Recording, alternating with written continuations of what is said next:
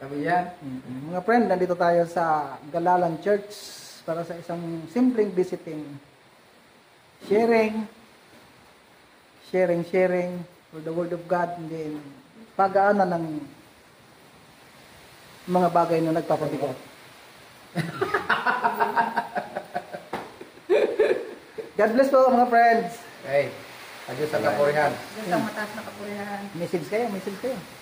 Yun. Dito sa Galalan Church, sanay ang Panginoon ay patuloy na i-guide ang lugar na ito at ang kalaguan ay patuloy na sumagana sa lugar na ito. At ang anumang pagsubok ay malalampasan kapag kay Kristo lamang. Amen. Salamat sa Panginoon. God bless. God bless Sister Manilyn. God bless din po. Salamat mga kapatid. Okay. Salamat sa pagpunta niyo dito. Kalakasan ko po talaga. Isang kalakasan ko na may mga kapatiran na nakaka-appreciate. Tumataas dito kahit malayo. Thank you Lord. Salamat sa Panginoon. Kami po ay maghihiwa-hiwalay na at tapos na rin kami manalangin. Yes. Kami po ay magpapaalam na. God bless mga kapatid. Salamat sa suporta ng ating mga viewers. At bumili naman tayo ng pang-uwing mga prutas para naman may pagkain sa bahay. Magpapasko na kasi kailangan natin ng mga prutas-prutas din para syempre, iba pag may mga prutas sa bahay. Hindi lang naman tayo tuwing pas bumibili niyan pero medyo mura kasi dito. Nadaanan ko mura ang prutas niya eh. Kaya pagbalik ko, ito bumili tayo. Masarap, mga sariwa pa mga prutas niya eh. At medyo mura talaga, kaya naman natuwa akong bumili. Kaya pag napadaan kayo dito, bili rin kayo dito. Mga prutas niya, mga sariwa at mura.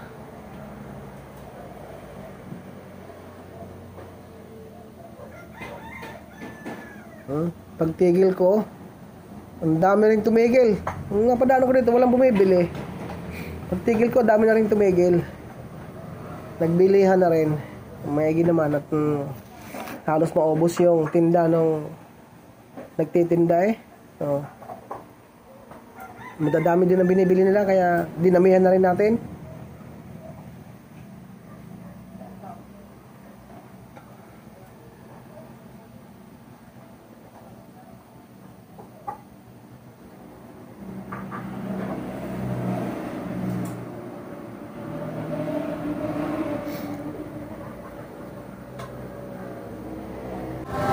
Di wala kayong pagi? At dito naghahanap sana ako ng pagi at gusto ko makapag-uwi ng pagi sa bahay. Wala akong makitang pagi. Kaya uwi ako lang pinakabili ng isda. Nalalaki naman ang isdang tinda nila. Kaso nga lang yung hinahanap ko pagi, wala sila.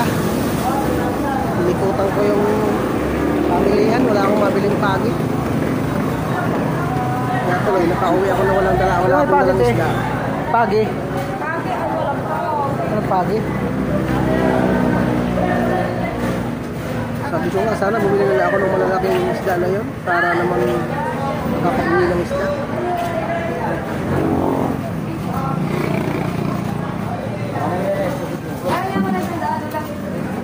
Wala kayong pagi? Pagi, di may pagi kayo? Pagi?